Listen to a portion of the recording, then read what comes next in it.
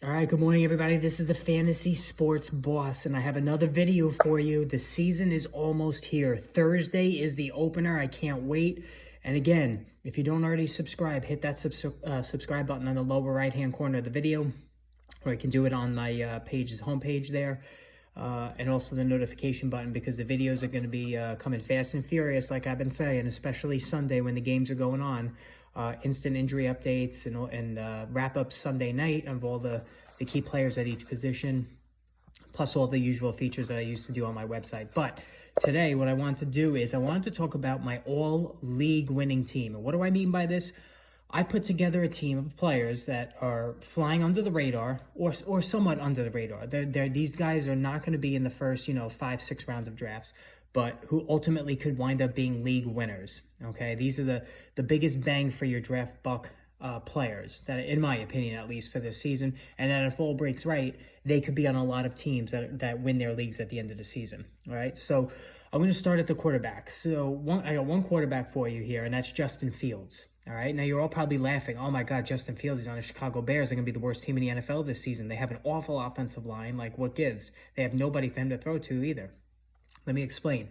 The new coaching staff was brought in specifically to tailor an offense for Fields in mind.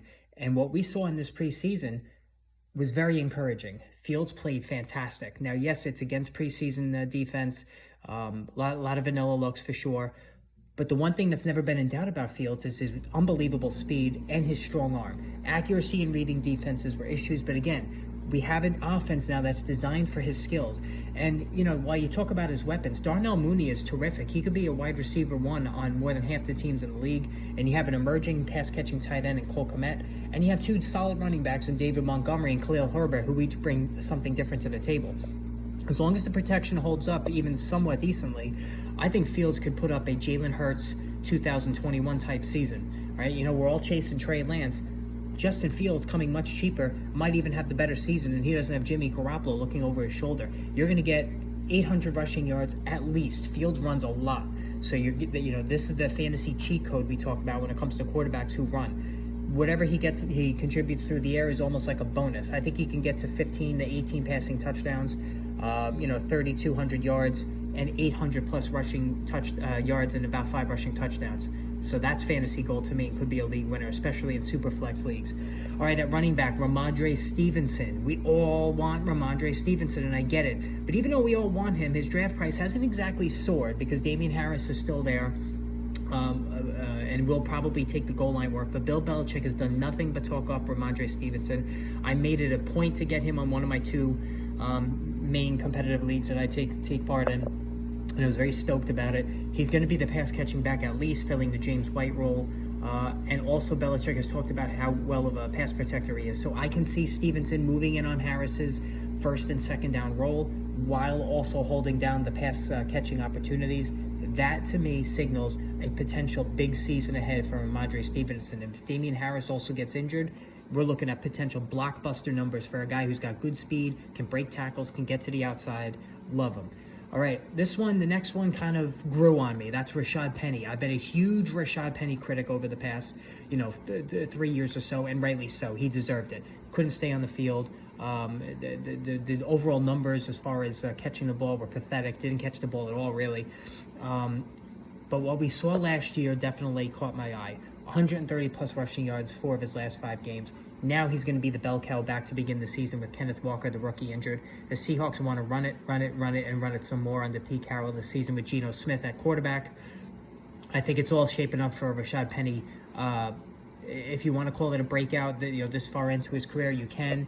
Whatever you want to call a career year, I think Penny, and it's a big if he can stay on the field, this is one of the most electric pure runners in the NFL. We're talking, right up there with Nick Chubb in terms of, an easy 5 yards per carry guy. Whatever he contributes in the passing game, you'll take it as a bonus. But I think Penny could be a true league winner. All right, as far as the wide receivers, Christian Kirk.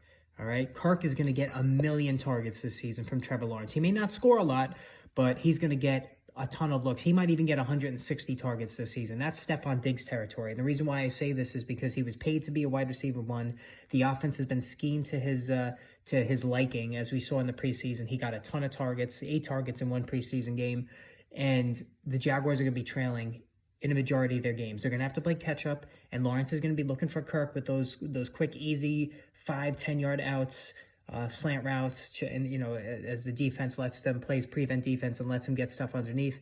That's going to be a lot of bonus garbage time points for Christian Kirk. I think Kirk is going to catch upwards of 90 passes this season, maybe even some more, 5 or 6 touchdowns thrown in.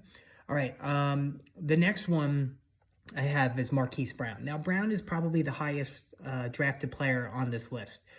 The reason why I have him here, he's still not going high enough for my liking. I think the last time I checked, he was a 6th-round pick. I think Marquise Brown is going to go absolutely ballistic now that he's reunited with Kyler Murray, his college teammate. DeAndre Hopkins suspended the first 6 games of the season. Cliff Kingsbury is feeling pressure to justify his offense, so I think there's going to be a lot of opportunities for Marquise Brown early on. We saw last season what he could do in a passing offense when the Ravens were forced to throw it. I think Marquise Brown is another one who could look at maybe 150, 160 targets this season. All right, last receiver, Chris Olave. I already did a separate video on him, how I think he's going to be the top rookie this season among all wide receivers. I'm not saying he's going to go Jamar Chase, in 2022, but I think he jives perfectly with Jameis Winston's aggressive style, throwing the ball down the field. We saw them hook up in the preseason with some nice long-distance throws, and I think with Michael Thomas always being injured, it allowed Olave to develop a rapport with Winston, and I think we're going to see that this season. I'm looking at around 75 catches for 1,100 yards and about 8 to 9 to 10 touchdowns for Olave right out of the gate. And last but not least, tight end. There's a lot of tight end sleepers, so I really wanted to think outside the box, giving you the tight end sleeper.